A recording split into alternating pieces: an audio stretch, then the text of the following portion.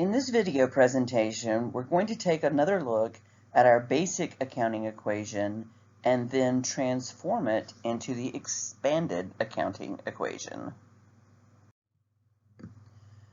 So we're going to be doing transaction analysis here, which is kind of a predecessor to making journal entries, which are what companies typically do. Transaction analysis is a more rudimentary accounting information system, and our focus here is going to be on determining which accounts are impacted by an economic event and how the balances increase and decrease in such a way that the accounting equation stays in balance. So recall that our accounting equation is assets equal liabilities plus equity. That's our basic accounting equation.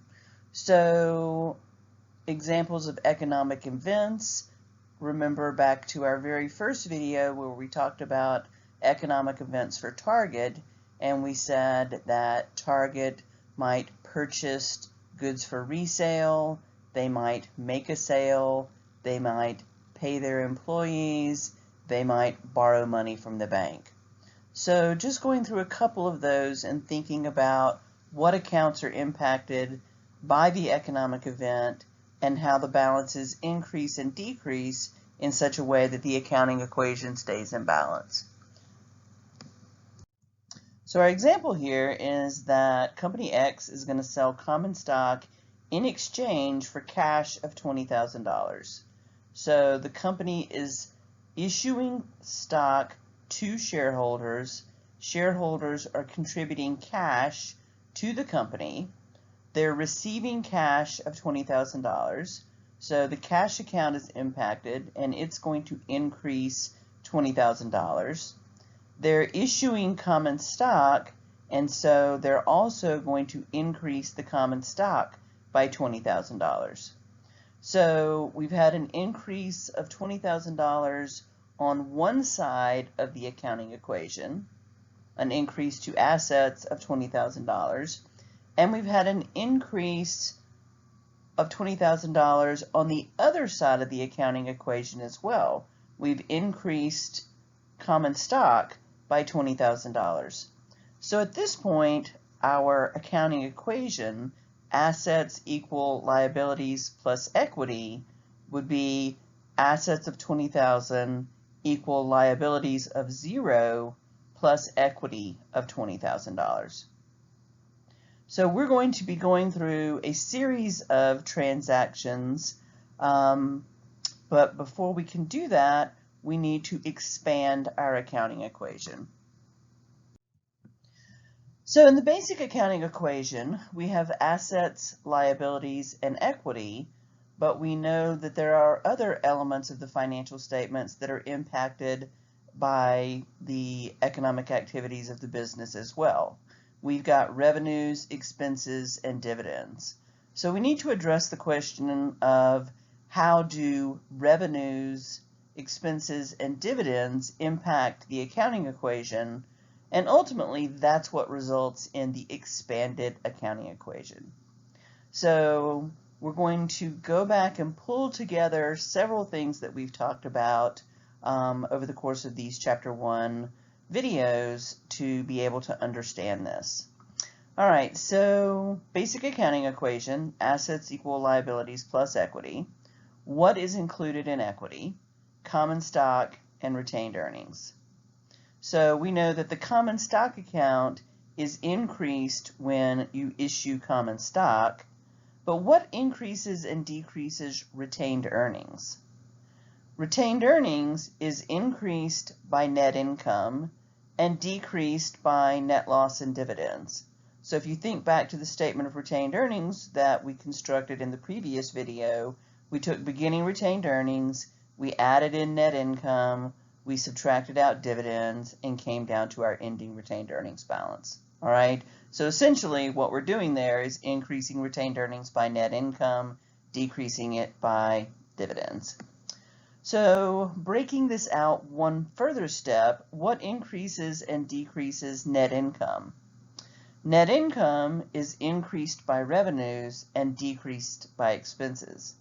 So ultimately, what this means is that revenues, because they increase net income and net income increases retained earnings, we can simplify that and say revenues increase retained earnings. Expenses and dividends decrease retained earnings. So our expanded accounting equation looks like this. Assets equal liabilities plus stockholders' equity, but we're breaking out stockholders' equity into its two components, common stock and retained earnings. And then retained earnings is broken out into three further components, revenues, expenses, and dividends.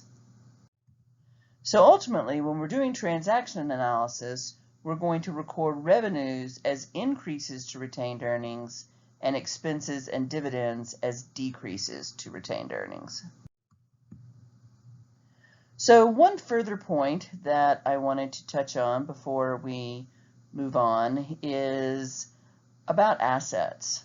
So we've described assets in the past as the resources the company owns or controls. But we want to recognize that the official definition of assets specifies that assets have future economic benefits. So if we make an expenditure that only benefits the current accounting period, it's going to be recorded as an expense because it doesn't have future economic benefits. So for example, if we pay this month's insurance premium and our accounting period is this month, we're going to record that as insurance expense. If the expenditure benefits future periods, it's going to be recorded as an asset and then charged to expense as it is used up in accordance with the expense recognition principle. So oftentimes companies will pay their insurance premiums for a year at a time. So if we make a payment and purchase an insurance policy that covers us for the next year and our accounting period is a month, then that expenditure has future economic benefits. So we're going to record it as an asset, and specifically in this case, we would call that account prepaid insurance, or maybe even prepaid insurance expense. And then as each policy month expires, we use up the insurance, we are going to charge it off to expense. So one additional type of asset account is a prepaid expense. It might be called prepaid insurance, prepaid advertising, prepaid rent, but we also want to recognize that supplies, building, and equipment are also prepaid expenses, where we have purchased the asset or paid for the asset up front, and then we're going to charge it off to expense over time. We also want to touch on the revenue recognition principle again and recognize that we record revenue when the performance obligation is satisfied, regardless of when cash is received. So we talked early on about the transaction where you go into Target and you buy a Diet Coke and an Xbox game, and revenue is going to be recognized in that situation at the point of sale. But in other situations, cash may be received before the performance obligation is satisfied. All right, so let's say that you need to need the services of a lawyer, and you go see the lawyer, and the lawyer wants you to basically pay up front. So you pay the lawyer X amount of money for representation over a period of time. The performance obligation there is that the lawyer is going to perform legal services for you. At the point that the lawyer receives the cash, they have not performed, and so they cannot recognize revenue. So they would recognize a liability account showing that they owe services. So this account is typically going to be called unearned, or perhaps deferred revenue. So at this point, all of the accounts that have had the term revenue on the end have been revenue accounts that are reported on the income statement. You want to recognize that unearned revenue means that cash was collected in advance, the performance obligation has not yet been satisfied, the company has a liability to perform, and so they're going to report that liability as unearned or deferred revenue on the balance sheet. In other situations, cash may not be received until after the client is billed. So you have a lawn service, you mow lawns during the month, you send a bill to your customers at the end of the month, and typically collect the cash in the next accounting period. So you have satisfied the performance obligation by mowing the lawn, but you have not yet received the cash, so you have a receivable, or more specifically, an account receivable. So the amount reported is accounts receivable on your balance sheet.